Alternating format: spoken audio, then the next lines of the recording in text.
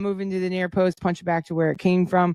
If I'm moving it into the back post, keep the ball going where it's going.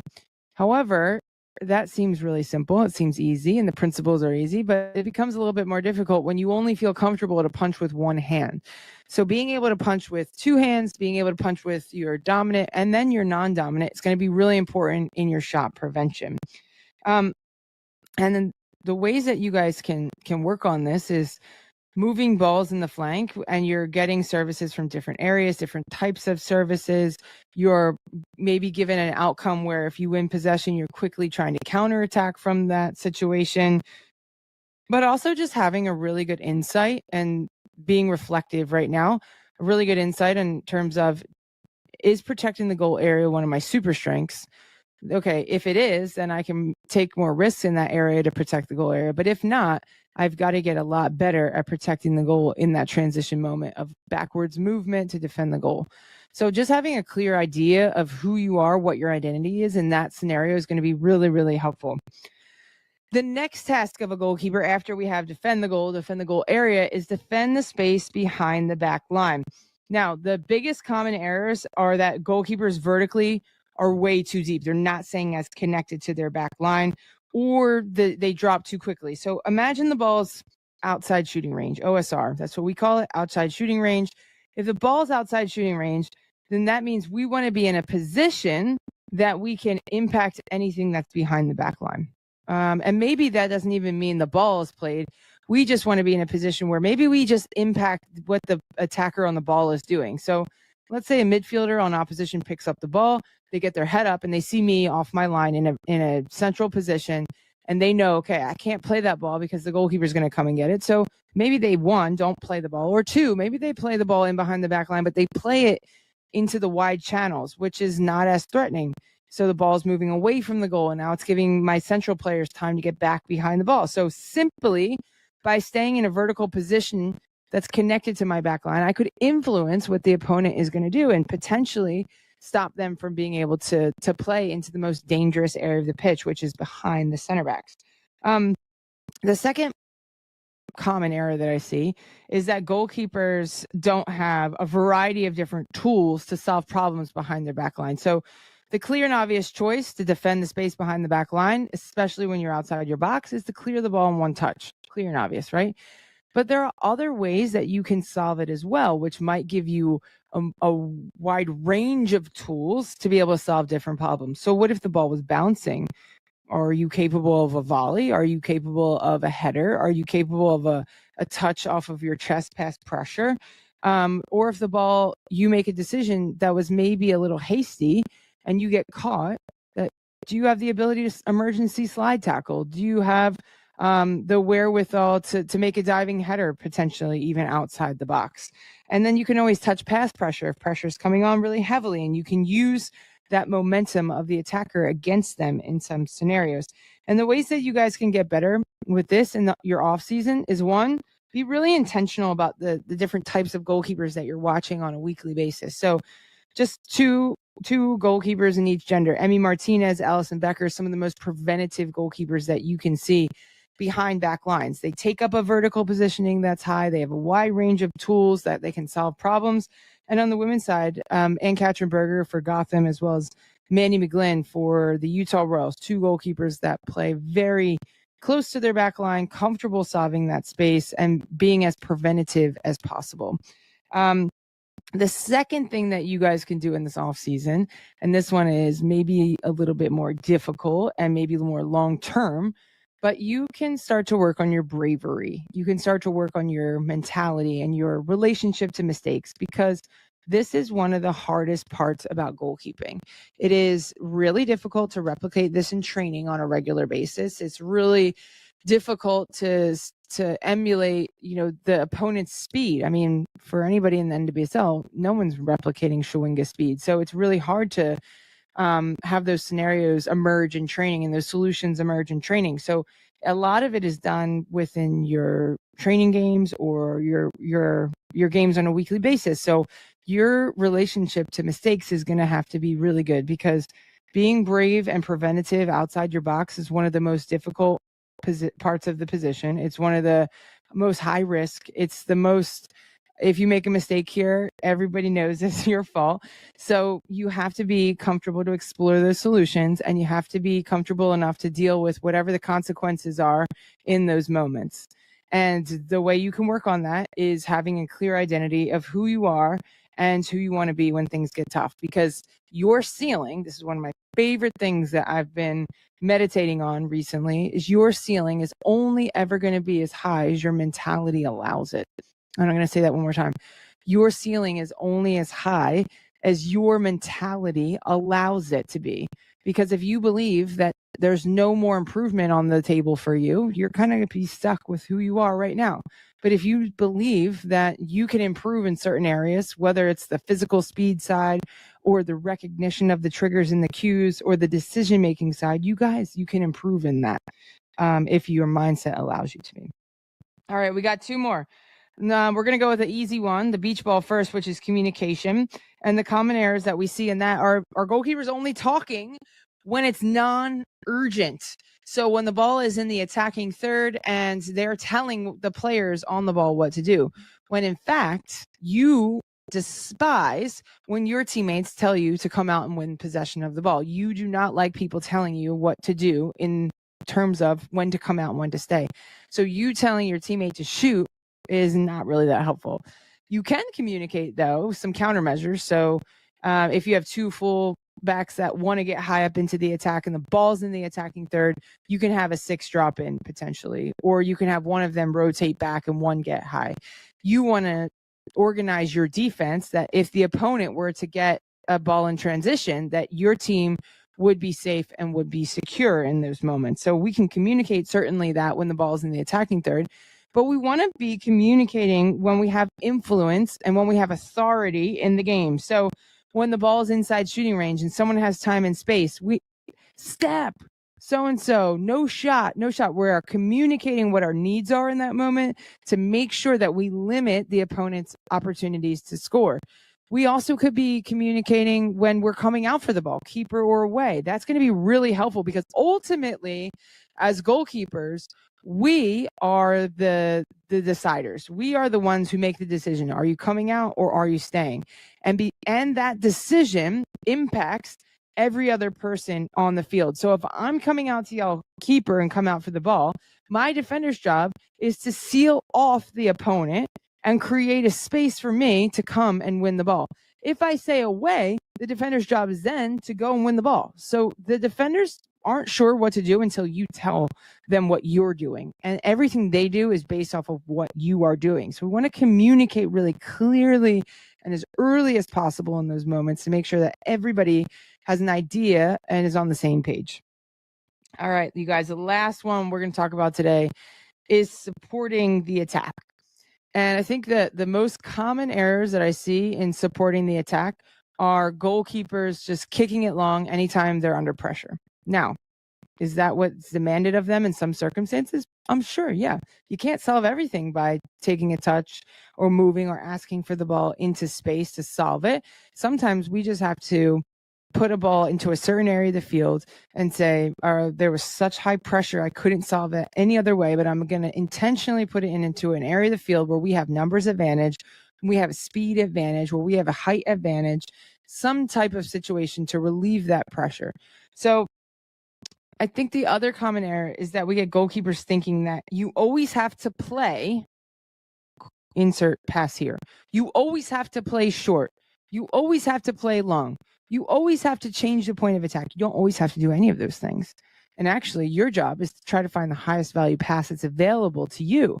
And what will dictate value is the context of the game. Is your team winning? Is your team losing? Does your team have a speedy player down the side who is an absolute X factor off the run and into space? Do you have a tight, technical, tidy player that you can play under whatever amounts of pressure, right? It's not just about playing. You always have to do this. You always have to change the point of attack. You always have to switch fields, or you always have to play short. No, it's about you scanning to find what is the. I just looked up. Yeah. All right, we're starting now. Oh my God. Okay.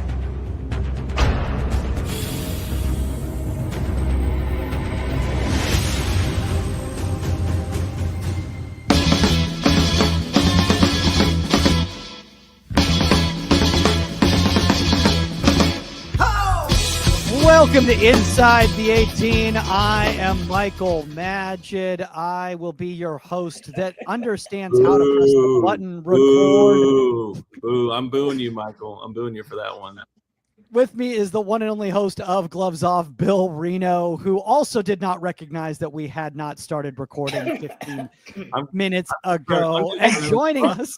No way. It's not. I'm not taking this one. Not me. Joining us are people that are very, very tech savvy. The one and only Saskia Weber, 99 World Cup winner, who's definitely a little biased on who GKU is. And of course, the Keeper Institute's Tori Corsaro, who, to be fair to her, wasn't supposed to be paying attention whether we press the red record button. Well, I mean, I think flashing in front of me. I think Tori's got an argument that TKI is actually GKU in a sense. To be honest with you, good argument. You're gonna see a lot of names. Yeah. If we could start a college, I think Jill would do it. So yeah, I think if we ever half the players on this list went to TKI at some point. So. I see a lot of familiar names. Yeah. Oh my gosh. I mean, I will tell you guys this right now, in regards to the whole GKU and TKI being a school, the amount of schools that Bill Reno had in this bracket, because I think there's 64 teams here, I was pretty sure the Keeper Institute was going to be one of the universities on there. Because there may be goalkeepers that have came through TKI. But they would have won. It wouldn't even have been a conversation. No. Like, it would have been like, oh, okay. So, game over. So... Now, how does that work exactly? Can you enter the portal to join TKI? Can we compete with a team full of goalkeepers? I don't know. Some goalkeepers think they're attackers, so you never really know. To be fair, though, Tori, there is TKIU. There is actually a TKI university. There is. Oh, okay. Yeah.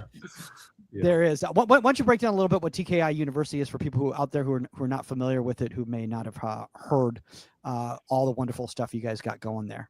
Yeah, so TKI University is one of Jill's brainchildren. She's been doing it for a few years now, and she's actually thrown over the reins to me and Cam.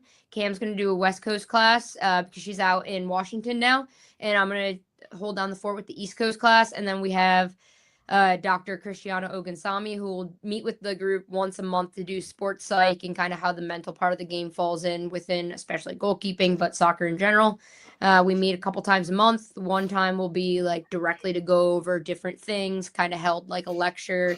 And then another time is more of an office hours type vibe where you can come in with individual clips, or if you don't, I and Cam will have something individually to talk about.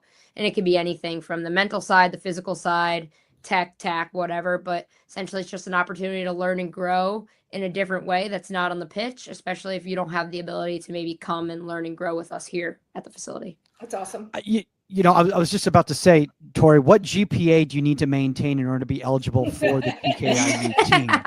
No grades. There's no grades. Wow. Mostly because I Bill, can't spell. didn't that sound like a legit school? That sounded like a legit school. Tori, I can't spell either. Yeah. I can't. No, I really can't. I totally can't spell. So I'm creative. I'm not a good speller or mathematician. I know what I've written. You just might not. Yeah. You get it. I guess. So I don't like when anybody looks at my boards before, like for a game when I'm sitting there, because like half of it's misspelled. But you know what Saskia Weber did learn in university, and that is goalkeeping at Rutgers University, yes. Right over there. Which I think I maintained my GPA, and I was a psych major, and at Rutgers. So all right, bring it. Yeah. So Bill, why don't you break down kind of first off the foundation of this whole project, like what was the genesis of it, and how it goes about. Yeah, well, I think I remember originally hearing that. I think it was Miami that's tied in U, and there's other universities that have been tied to certain positions in certain sports of like, hey, this position gets developed really well at this school, and they'll churn talent. So I was trying to think of like, okay, goalkeeping U, and something I've kind of had half discussions over the years of just like, oh, what do you think this is? And I said, you know what, let's hash it out. So I've built a bracket. I had to go through hundreds of goalkeepers, and I have boiled it down as much as I could to make this as condensed as possible. And we're going to hash it out today. Biases included. We're going to try to figure out which What are you talking about? Yeah, which university has the best claim for goalkeeper U? And let me go ahead and just jump into the kind of process here. I know we can kind of talk about some of the smaller details on what we think this was at. I think that'll come up just naturally in our conversation here. But okay. So real quick, this is what we're looking at. Who is goalkeeper U, or what is goalkeeper U? So I've got 64 schools here, and I've pulled their best 7 goalkeepers. That's open for debate. If someone wants to suggest that we add or remove someone, I'm open for it. Like we're going to tell you to remove someone. What do you think that's 7? So there's a tight 7. So honorable mentions, whatever. But like you're comparing the best 7 from school to school, and this is at any point in the school, so past or present. The one rule that I did as far as listing names is I only listed a goalkeeper that was where they finished, where they transferred. I try to put in some places of put some notes of hey, this player transferred. But knowing that some of these transfers were a little contentious on why they left, I just kind of drew a hard line on that. So as we're voting, someone might take into account that someone was at one school or another. That's fine. But that's just how I've drawn this up here. But we're going to face them off here in the big bracket, while kind of live update the bracket. But last things, as far as on my end, if there are any typos or outdated names or wrong graduation dates, or if you just feel like your bio is a little limited as a viewer or whoever, you can blame me. That's on me. There are 448 goalkeepers that will be named today. I do not have a full bio on all of them. I apologize if that's your friend or a relative, or it's you personally, or you didn't make the cut. I'm sorry. We had to make some calls on this. So I just realized what AA means. Thanks. Yeah, very good. So I'll show the bracket to start. Saskia, you were in a program in 1992. That's what was. Yeah. So it means all American. I just realized. I know. Okay. It was an award. Yeah. So this was the point system I used to seed teams. This is I tallied up every school's point total. It's just how I did it. Don't overthink it. The last 4 schools that were out that are not included, I wanted to give shout outs to Hartford and Cortland State that are not D1 programs anymore, but have had some good goalkeepers come through. Dartmouth, I believe, is the only school that didn't make the cut that had a national team player come through. Bit of a drop off after Luck and Bill, but just want to give a shout out. And Ole Miss as well did not quite make the cut. So last 4 out here. So this will be the bracket. We'll kind of go through this. But did Notre Dame make it? Because we want to make sure that they don't just contact us. Yeah. complaining. They don't want to play anymore. They're out. Yeah. Oh boy. They got that 1 seed. They're in. So we'll do groups of 4.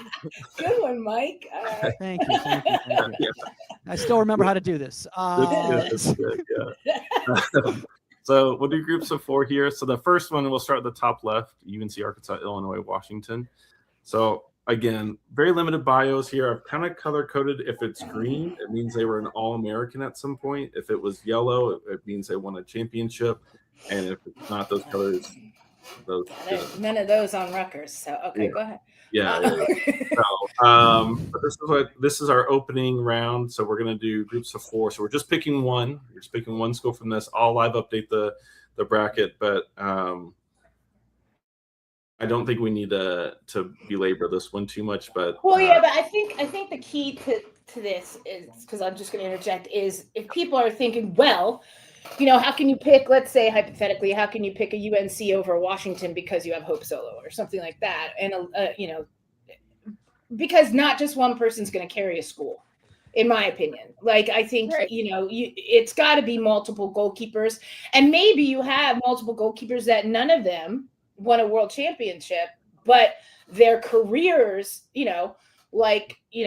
Siri, you have Ashlyn Harris. I mean, okay, it's obvious who won this bracket, but I think, I like we said, this is goalkeeper U, so it's the 7 players.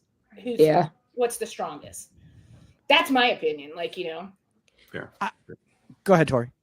Yeah, I was gonna say it's got to be a culmination of work. It can't just be an outlier within. But again, it's not to say that there's an outlier, right? There's multiple good goalkeepers listed for all of these schools, And yeah, sure, okay, you look at Washington. Hope Solo is the one, you know, she's highlighted green. She has probably like the longest career in there, but there's also very good goalkeepers in there. Mhm. But I think when you look at UNC, it's touted for all of them. Like everyone's colored in there. Everyone's got like something listed in there. So I think this one does kind of speak for itself a little bit. You know, I think I was talking to Bill and Mike before you jumped on. I have a hard one with you. I have a hard one with UNC in a sense. I think as we get deeper into this, it'd be interesting to see if they were to win out, because back when some of these players played, and I'm sure Tracy is going to, you know, probably maybe argue, but they were just so dominant, you know what I mean? So you're looking at, you know, winning all those national championships, and, you know, soccer was still building in the college game. There was no place to play for afterwards, really, like we had talked about. So I think, like, and I made this comment, like, you know, 10 saves a season, like, you know what I mean? And 100%. And so that's not taking away. Look, Siri Molinex, you know, Ashland's the next further along in the generation. You know, Tracy Noonan, Shelley, you know, those players. I think it was a different time then with such a dominant team. So that's not taking away their goalkeeper. They were great goalkeepers, obviously. And but I think, you know, I think it'll be interesting as we go deeper how that'll affect things. Yeah. Yeah, because I think you're going to start seeing some of these schools that have, like, across all 7, you know, really push the envelope. Just a little bit of a disclaimer as well. All these goalkeepers, obviously, again, like Tori noted, and of course, Claudia Dickey. Yeah. All these goalkeepers, very talented, and I could have put, like, one all conference or has most shutouts, but, like, effectively all these goalkeepers kind of did something along those. So I was really trying to boil down to, like, hey, what are, like, the big things here? So I at least got the graduation dates for the most part, I think, accurate. But we're going to give you the win here. If we want to give an honorable mention at some point, Bill, if somebody contacts you and goes like, hey, I graduated in 89 instead of 88, and like that was their issue, can you just tell them, no, like, I just did this without sleeping? I think the honorable mention goes to Washington. Okay. Yeah. A few pros come out of there, which is good. Yeah. Okay. We'll chart that. All right. So next one here. This is the 4, 5, 12, and 13 seed. Live up in there. And I think so we kind of moved through that. I think the 1 seeds will probably roll here, but some of these schools are really tough, because I think Wake Forest is a good example where they've had some really notable keepers, but you start going down the list and, like, we start getting a little foggy on these. And so we've got, I don't know, I think 4 schools that are really interesting here. Where, like, the top is pretty high for a lot of these, but then as it kind of moves down, like, that's a tough call for me as far as we thinking of, like, goalkeeper U applies there. Yeah, I mean, it's interesting that you when you look at this list right here. I mean, I still think it probably it does Wake Forest. I mean, I think you do have to take into account, like, Nebraska. I mean, does have, you know, KK. You know, yeah, on the list right there. And I think, but again, like Tori was saying, it's not about, you know, a one outlier. And I'm not saying that was an outlier at Nebraska type of a thing, because obviously there's a lot of solid goalkeepers here too. Mm-hmm. But does one international level, you know, who not only was not only a generational goalkeeper, but has also been involved so heavily in the game on the executive side now, and is still affecting the game. Mm-hmm. You know, does that make a difference? Does that bring something to the table that, you know, that another one doesn't? I mean, obviously, you know, Wake Forest has Kingsbury on the list too. You know, if you're talking recency bias, but there's basically national teamers everywhere. It's crazy. Serena. Oh. Yeah, I agree. I think Wake Forest takes it. Sorry, KK. Tori? I think I have an unpopular opinion, and it could be my bias, but I think South Carolina. Okay. I was leaning Mick, South Carolina a little bit. And I mean, Mick is done with her professional career now, but she's in the coaching realm. But again, like, Final Four appearances, really good career, Heather, really solid career for like 2 or 3 years. I think she played after Mick graduated, and she's still now playing in Australia. So for me, I think I'm leaning towards South Carolina. I'll defer. I'll defer. So I guess I'll say South Carolina wins. Give honorable mention to Wake there. To Wake, yeah. Okay. All right, moving through here. All right, next one up. This is Santa Clara is the 2 seed here. The school has done very, very well. Oh, oops, sorry, I have a wrong school on this. Cal Poly has nobody who's ever played goalkeeper there, apparently. Yeah, nobody's ever played slow. Yeah. Slow. Poly is out. I think. Why did you put them in? Why didn't you put one of the other ones? I removed it that last second. Sorry, it's Princeton, not Cal Poly. Yeah, sorry here. Okay, I apologize to all my Cal Poly fans. Okay, here we go. Princeton's in. Princeton, got it. So Santa Clara's the 2 seed here. I did think it was funny that Michigan State had 2 All-American award winners on this. Kaylin Park, who's playing with Sporting Jacksonville right now, transferred out of Wake, so another lost Wake there. Santa Clara has had a lot of success in the 90s, and they've been into pros recently. They won the NCAA a couple years ago. You mean success with the keepers themselves? Yeah. Yeah, but at Santa Clara in the late '90s, it was every youth national team goalkeeper was basically going. Yeah, there. I think but it was when Bianca was like U17s, like I think it was a toss up between Santa Clara and North Carolina for her to go there, and it was like that's the type of running they were in back then. Melissa, I mean, there's Santa Clara.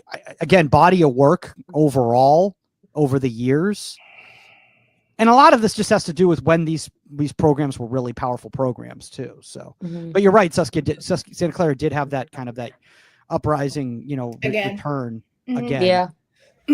Yeah. Well, go ahead. Move along. Oh, okay. No. Oh, but I want to bring up something, and I want to see how everybody else feels about this. Right. Bill, I've got a little gripe here in regards to graduate students, because I don't know if they should really be considered developed at that university, because you're like 30 and you're just like, I'm getting my PhD. I still want to play soccer. No, I disagree. You do? Okay. I disagree, because you don't know, like, okay, take who were we talking about before? Ryan, right? So Ryan was number 2 at Stanford for a while, and I think you get developed. You have to develop when you go to a new team. Like, you have to, new systems, new coaches, different style play, different. What's put on you? What if we build out of the back more? What if we weren't asking you for that? Now you have to develop that style in you. I don't think you could say they didn't develop at the university they changed over to. I don't think that's fair to the goalkeeper coach. Okay. I mean, yes, you come in with a body of work, but you have to adapt to your new team. Well, I think that's more of an issue on the men's side, to be fair.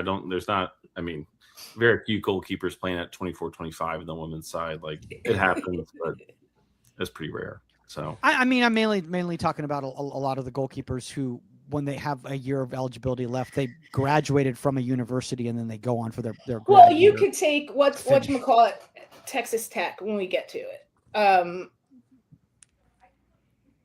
We'll get to it. I'll bring it up again. I'll bring it up again. All right. I forgot about Texas A&M too. Yeah. Jeez. Yeah. Yeah. All right, we're moving. All right, we'll go with Santa Clara. Okay, sorry. We're gonna be here forever. So. Yeah. All right. My bad. So Colorado College is a really tricky one. So they get a pretty high seed here. Janine. Yep, they're good. But obviously, you're like, Tori's like, who is that? I'm like, that's old school. That's 85er. Yeah. Janine Esparza? Sapara. Okay. Who's that U.S. national team? Yep. Everything. Yeah. So and also played. So She's you may a know. beast. So played in Wusa, which is like way after. Like I think she was the oldest player when she was at the Cyber Race. Mm. Yeah, well, four-time first-team All-American. But as you may notice, didn't quite match that. Colorado College as a whole did not really stay competitive. No, they dropped off. Yeah. So they get a 3 seed because they scored a lot of points, but obviously this one gets a little tricky because you've got Michigan that didn't quite have the collegiate success, but you're looking at 4 pros there. Ohio State put out some very Molly Pitcher just won All-American. Harvard as well has put out some very good goalkeepers. So this one, I think I'm leaning Michigan a little bit on this, but I think Ohio State's got a good case for this. But I don't think I can do Colorado College. Sorry. No, it was just seeing Janine's name up there. It's just a blast from the past.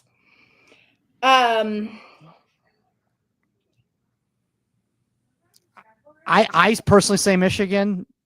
I think kind of gets this in my opinion. I don't know, Tori, what are your thoughts? I'm going to defer a little bit just because some of these keepers I don't know that well.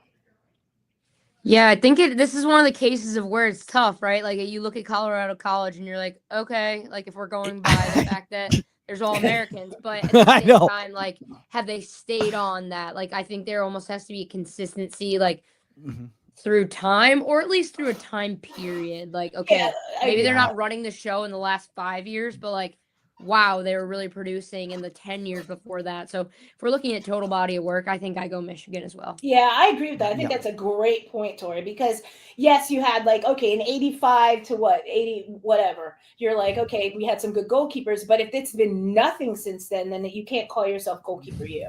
Yeah. Like you have to at least have something, in my opinion, in every decade.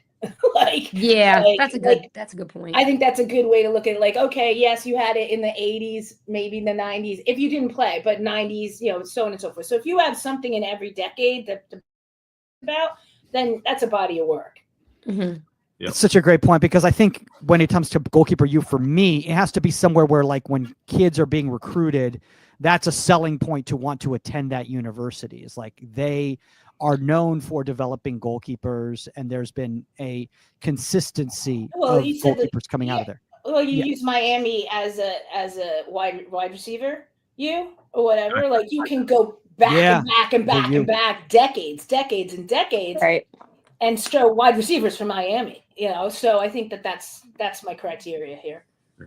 Congratulations on Miami on not winning the ACC, but still getting to the college football playoffs. Anyway, let's not get into that. You're all about football today. You're American football. I just think it's just funny because there's like so much griping going on. I mean, it's crazy. It's like, could you imagine like Duke like winning the ACC in like the women's college soccer NCAA tournament, like brackets, and like not getting into the tournament? Like it's insanity. But anyway. That's college football. Oh, here we go. This looks like a good one. I just went. Michigan moves on with a 14 seed, just for the bracket buster there for you. Penn State's the 1 seed here. A lot of talented goalkeepers, obviously through the year. Some of these names, like even the latter ones, like obviously did some very talented things. So Kasman and Amanda Dennis, like. If that's your 6-7, I mean that's a good group. Aaron McLeod transferred out of SMU, and that one was like probably one of the more harsher transfer leaves. So like hard to credit SMU with that one because Aaron wants nothing to do with them. But you get a good group of schools here, I would say. But I think. I mean, I don't know. Penn State's kind of hard to top here on this. Yeah, and I think this goes into what we're talking about. Like, there's some good keepers here, but I think it goes into the depth of it. Yeah. And kids always bring up Penn State. Like that's like one always like on top on their list, goalkeeper, when I'm talking to kids, and they go, "Sorry, we've already got our 32s." Lined up. It's a good thing we're not putting like goalkeeper coaches' names up here. It'd be like, oops. There's enough turnover. There's enough turnover in that, though. I mean, I don't know how Penn State's football team did this year, but they are pushing through here. So the 1 seed survived. All right, another tricky one here.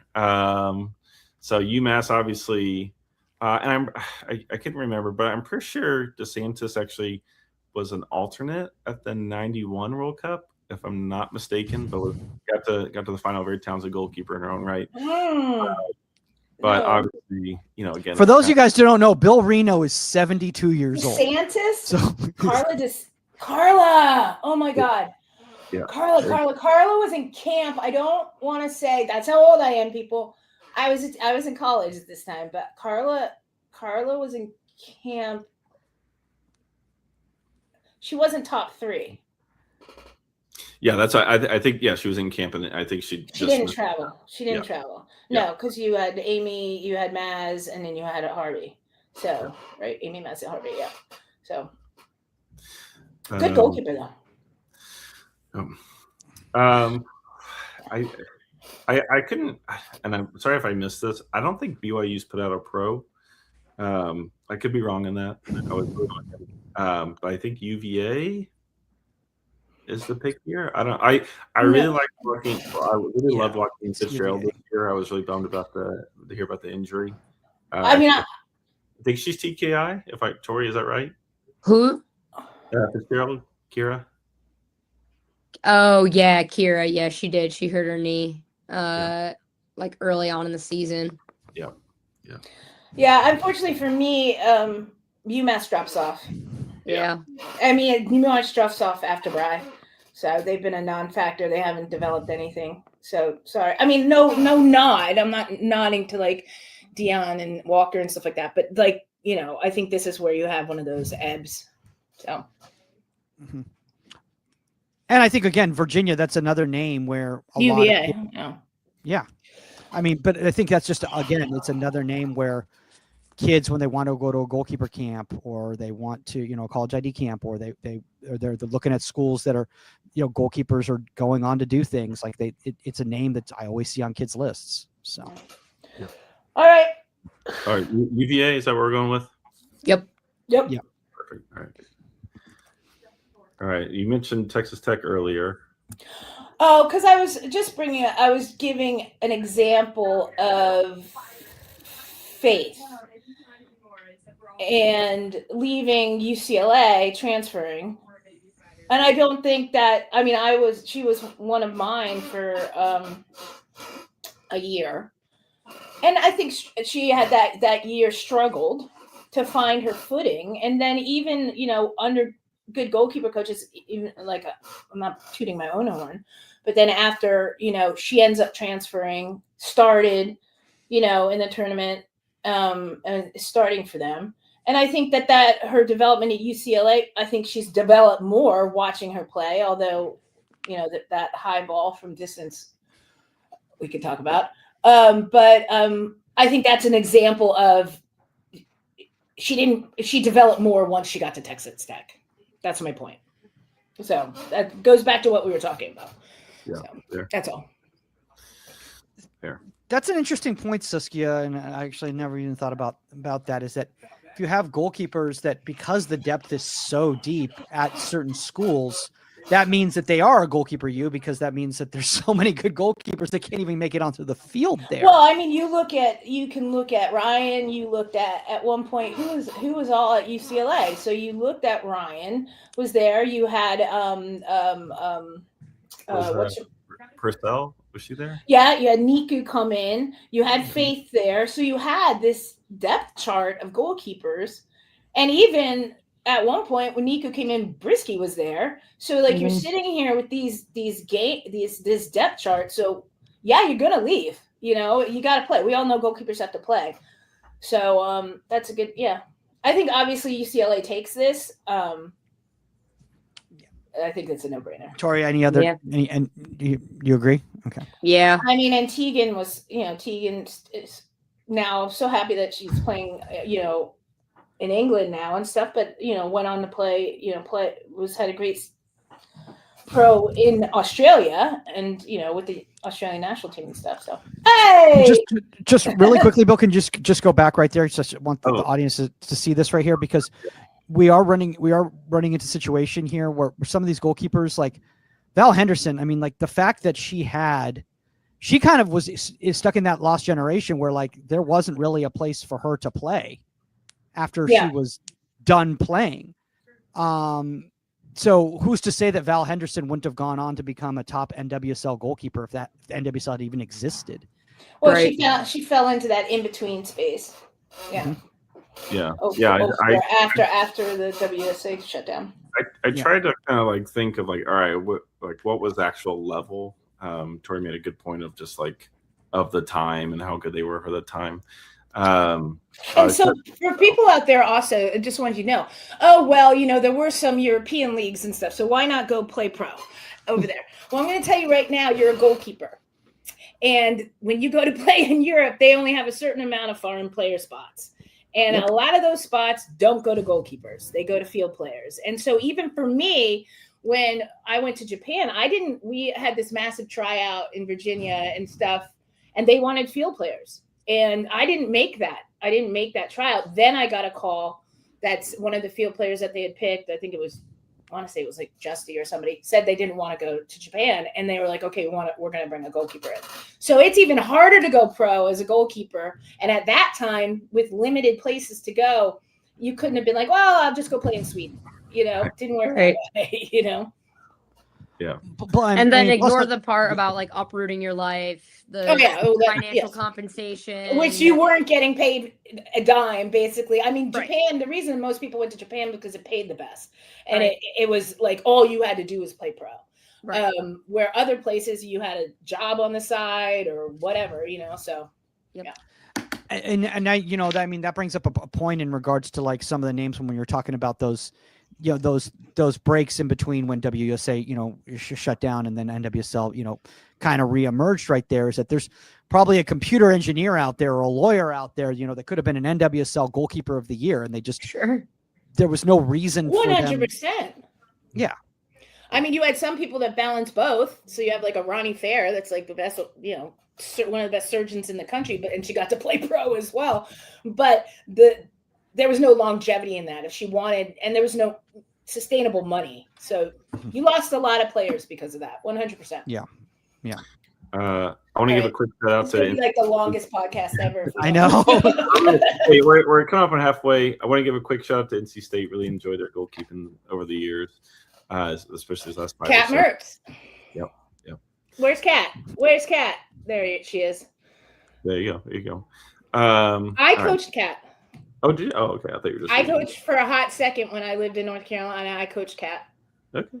Yeah, I think that one's a tough group for sure. I think it's UCLA, but yeah, we look at this. Look at this useless group. This is the group right here. Yeah. Now I did put some current goalkeepers in. So as you might see for Rutgers, we have Olivia Bodmer there. I think it has done well. But I think this is a tough.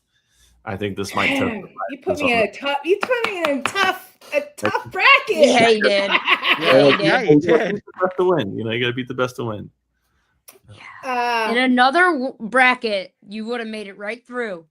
Yeah. Well, why could I you're killing me. I'm so sorry to say this, but I think Clemson wins this bracket. Yeah, sorry. No, it's okay. Clemson's going through, and partially because, although I will argue in the sense of when I was talking about decades, if you look at the dates, we've had like a solid goalkeeper come out like every decade. But are you rah-rah? I love you, Rutgers, but Clemson wins. Yes. Yeah. That's right. Honestly. It's like a group of death here, Bill. What you do? Yeah, this is a tough one. You got like a former goalkeeper. You got a former world goalkeeper of the year at USF. Like you've got I should have checked again on this. You've got literally arguably the best goalkeeper in the world on here for Clemson, Caitlin Sharon, and I'm like sitting here like, what the? Thanks, Bill. Like, couldn't I have been in the Colorado College bracket? Could have gone there. All right, we're hitting the halfway spot here. We're doing well. We're moving good here, but a tough rigged. Three very good. Somebody's going to contact the committee, aren't they? They're going to contact the committee. I'm not playing. I'm not playing anymore. All right, we're going to the other side of the bracket here. Stanford's got the 1 seed. That is a stacked lineup, and I didn't even put in. I'm blanking on it. Forgive me. The freshman that just started in the championship. I didn't even make her. I didn't put her in the final 7 here. She didn't make the cut, which you could have easily made an argument for. Haley Craig has been in some pro camps. Yeah, but who do you take out for her? I don't know. Yeah, I don't know. That's a tough. Like, I'm not trying to be. I'm not trying to be mean because she's got a huge career ahead of her. But look at this body of work right here. All these 7 goalkeepers. I can. Casual NCAA college soccer fans know all these names. Like, that's how stacked this is. Yeah, and I think I think it's a no-brainer. Stanford goes through. Yeah. Yeah. All right. Rolling, easy. All right, UConn gets a lot of points as the 4 seed here for a lot of. They have a very strong program in the 80s. Yes, and the 90s. And in the 90s, yeah. But I think their top goalkeeper obviously is LaVey, Canadian national team goalkeeper. But you've also have May Harvey, very talented goalkeeper. Belle Bixby has been in camps. Baylor's probably the one that's a little bit set behind, but I love watching just when she was over in Sweden, very talented goalkeeper. But I think this is a tough group. Question mark? It is a tough group. I don't think it's that tough. I think Cal again. Quick to Cal. Yeah, I mean that's a strong 7. Because you've got different generations right there at Cal. That's just showing longevity. I mean, my gosh, that goalkeeper coach has been there for what? 40 years. Yeah, UConn. Although they are having a resurgence, I would say, playing better in the past couple of years as a team. But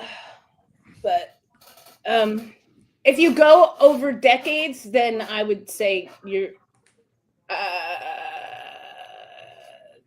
I don't know, Cal. I don't know, Cal. Because you got Harvey, Anderson, Boyd, Harris. This is a hard one for me. I mean, you've got, I don't know, I don't think Paris went on, obviously a different time in the late 80s, but you've got 6 pros. Well, she'll go pro, but you've got 5 plus 1 future pro there. I mean, yeah. That's Okay, Cal. Tori? I'll go Cal. Cal? You'll go Cal? Okay. Yeah. All right, pretty good. Poor Baylor. No one even mentioned Baylor. Hey, it's okay. They're up there. They made the list. Some people didn't even make the list. Hey, you had two Bears in the same bracket. Look at that. Oh, Yeah. That was random. Okay. George Mason hot with the 2 seed, but have not really done anything in the last. That is all 80s and 90s. Yep. So what takes me back, Tori, is the landscape of soccer, women's soccer in college is so different than when I played soccer. Like the East Coast was, other than Stanford, UCLA didn't even have a team. Like, the schools that are powerhouses now didn't even exist with teams. It was East Coast and the South, and not even the South. So like Florida, nothing, and you're looking at George Mason, you're looking at William and Mary, which I'm pretty sure isn't even on this list. They were all powerhouses, UMass, UConn, everything. So. Yeah, William and Mary did not make the cut. Sorry. But for all those reasons. Is it because all those schools were around the Soccer Plus camps in that regional area? They were all, and everybody was a Soccer Plus. I think you just had soccer was just bigger in certain areas. I mean, soccer was big with ODP across the country, but I think it's like lacrosse. It almost felt like it was to me. It was like, it was more of an East Coast thing, and you had splinter schools elsewhere. Like Stanford, that was the school. I'm sorry, Cal, Stanford, and Santa Clara. But like I said, UCLA didn't even have a team. Yeah. I would say here for me, it's either TCU or Syracuse, just because George Mason hasn't done anything in a while in the goalkeeping department. Sorry, and I think TCU's limited relevance. I mean, they've had some very good goalkeepers this last 10, 15 years, but before that, I think there's a bit of a drop.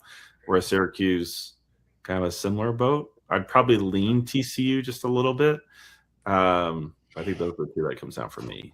I think the thing with TCA is they're more. I mean, yeah.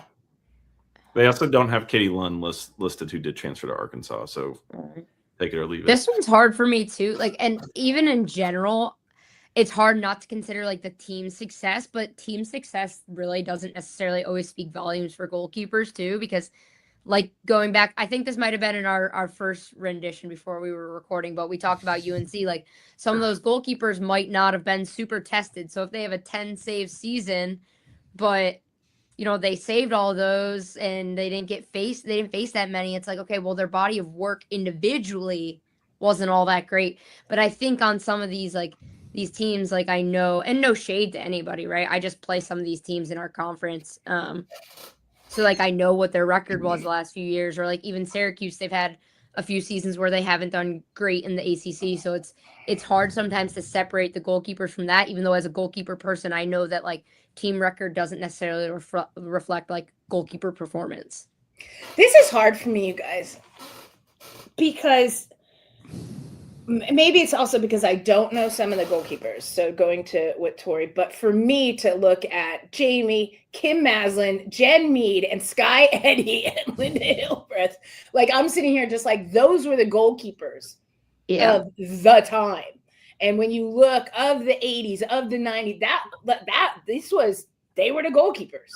And so, yes, George Mason has dropped off, but then the argument is some of these were non-existent before. So it's like, right. So I'm actually going to say because of that, I'm sticking with George Mason. I'm out of this bracket, I'm sticking with George Mason. I mean, they've got 20 apps between them. I mean, yeah, that's not nothing. That's what I'm going with, just because I can see the argument both sides. Like, do you see what I'm saying? Like, yeah, like Syracuse. Okay, you had, where were you before that? Like stuff like that.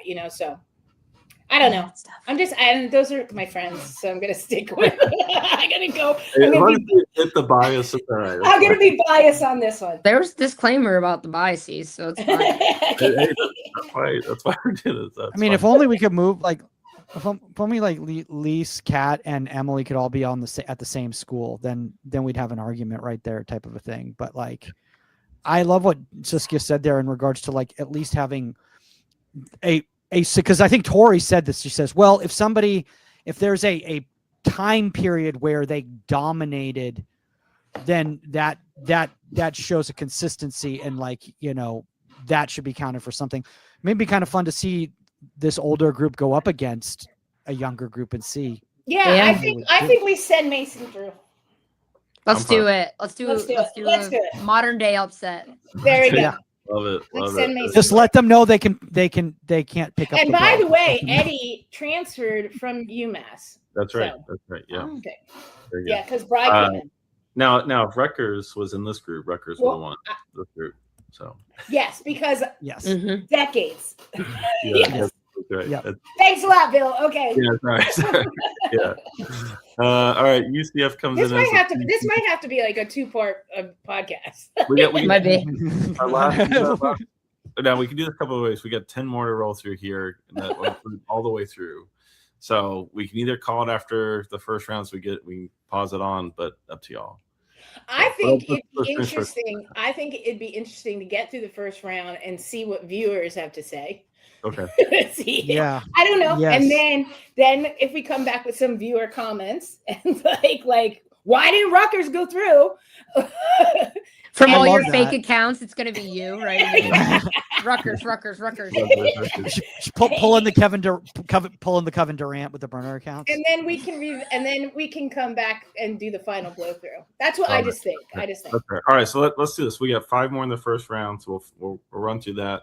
We'll take a look at the bracket and we'll pause there. So, okay. Cool. Okay. Yeah. UCF. You talk about decades. Yeah. Jesus.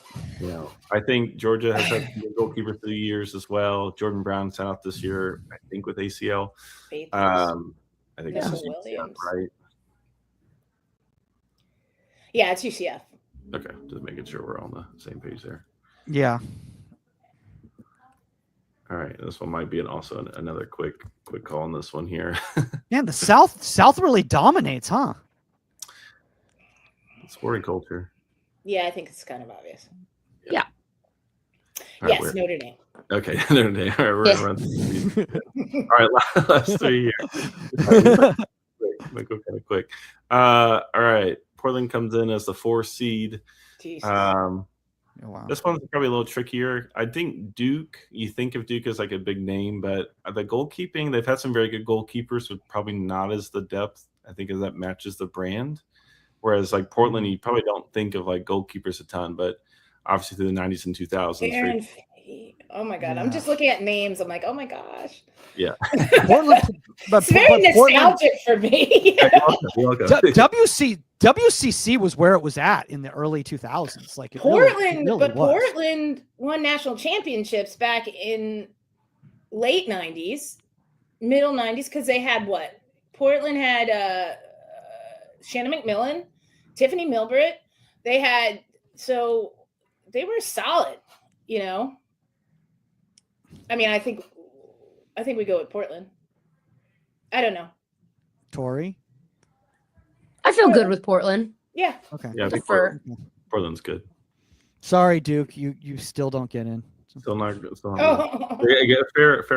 Fair effort there. Last 2 here. Okay. Again, I think this one might be. I will say Georgetown's been a little quiet. Okay, I just want to give a quick shout out right now to O'Kane, who played a phenomenal final yesterday to win the College Cup, and she's a freshman. And some of the saves, the positioning, like that game was 100%. They should not have won that game. Like, Yeah, she kept him in it. She kept them in it, big time. So half off, Katie. Good job. Just wanted to say that. Give a shout Yeah. out. Well deserved. That was a fun game to watch. Honestly, It was, wasn't it? If you watch the first, I would even go as far to say, like, the first half, you're like, okay, I think Stanford's gonna come on top. Now, Yeah. do I think that Dudley was really running through Stanford a bit, like single-handedly at times? I do, but I left the first half thinking, okay, I think Stanford's gonna win. We got ourselves a match, but Stanford's gonna win, and I think that you got to give a shout out there to her because she put on a great performance in a really big moment, especially for a freshman. Yeah, and I think also for her, had she not come up with one or two of those saves, Stanford would have won the national championship. Period. Yeah. And they weren't easy saves. No. There was great goalkeeping. So Yeah. Well done, freshman. All right. That being said, I wonder very few freshmen to get on the list at all, but that does bring us to the last group. I will say, sorry to see Fallon Joyce not move on, and Georgetown as well as have some very good goalkeepers over the years. Yeah. That's not a bad group there, but Yeah. I think Florida State. yeah, Florida State. All right. Last group here, and then we'll take a look at the bracket and see who made it through. I think this one's a bit more even. We do have a TKI appearance at the very bottom there. Yay, Villanova. Yeah, that's my girl. Let's see bias here. Watch Villanova go through. Whatever. But David Crane's just about a 3-year pro there. Mm-hmm. So I think for me, it's USC or Wisconsin. And you want to talk about decades, like Wisconsin has had some very good goalkeepers over the years, but USC, I think more recent. That's probably the two. Yeah, but look at the consistency with the Badgers. I mean, no disrespect to USC, which I think really, really great list as well too. Look at the years. Yeah. I kind of Actually, maybe it's about even. I don't know. Forgot Kaylee played at Texas, USC. Abby Smith, Mia Justice. Damn it. I'm having a hard time with this one. I think 16, 11, 19 to 20. Heather Taggart, just interviewed her from your time, Sauce as well. Yeah. I think if you look at the longevity, I think if you look from Heather Taggart to McKinney, I think you look at the decades and Wisconsin goes through. Yeah, I'm going Wisconsin. Yeah, Wisconsin. Okay. Yeah. All right, wonderful. Well, that takes us to end of the first, and I guess technically second round, because we didn't do a round of 32 here. So let me go ahead and pull up the picture here. So all the 1 seeds go through, all the 2 seeds go through. George Mason kind of close there. But Bill, is this what you did during your Thanksgiving break? Yeah, honestly. I was having a blast. I love putting this together. It was fun. But yeah, we started seeing like a few upsets. I think what's our lowest seed? Michigan slipping through, which is kind of interesting.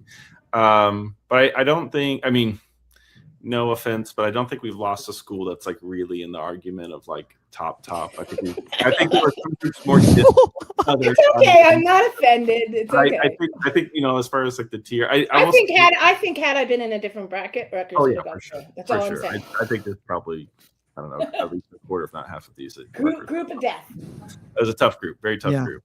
I gave blue colors all around to that group because it did well. But I think it's a good stopping spot here. But I think we've got 16 schools down in the Sweet 16 here, and we can hash this out. All right, let's get some viewer opinions after you watch the podcast, and I would love to know. Yes, and they might be all coming from the same IP address. Yeah. Yeah, hey, direct it my way. That's on me. I'm calling all a family right now. Yeah. Be like, guys, She's got that alumni email on. Yeah, I'm gonna do 99ers, and I'm gonna be like, guys, can you vote on something for me? Don't worry about what. Sure, I'll just go ahead and flip in Rutgers here. We'll just put them into the. Right on. All right, cool.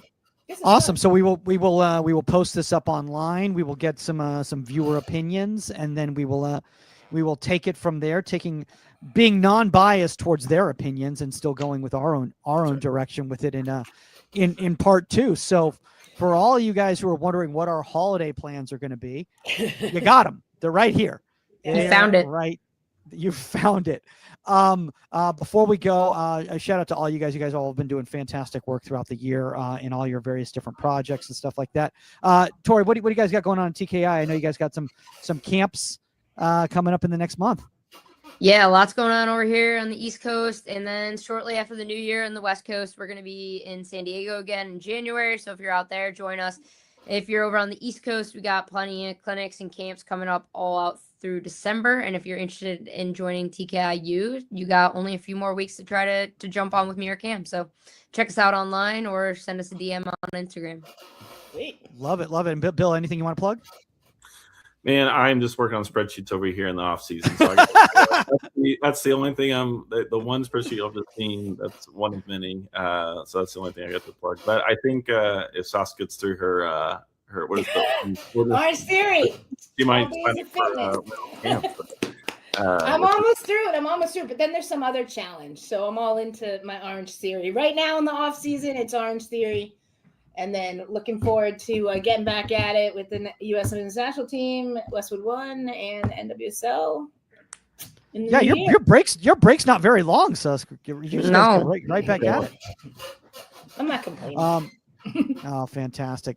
All right, guys, and if you want to check me out and you're listening to this in the past because this won't be recorded and edited in time for that, you can see me at Comedy in English tomorrow over here in the LA area. You can reach out to me at Michael Magid. Obviously, you can reach out to Tori at the Keeper Institute, Saskia at Saskia_Weber, and Bill Reno at It's Everybody Soccer. Everybody Soccer, let's all soccer, and some other places. Yeah, you'll find me one way or another. It's fine. Cool. All right, guys, that's all the time on Inside the 18, and we are out. Later, Bye, guys. Bye, guys.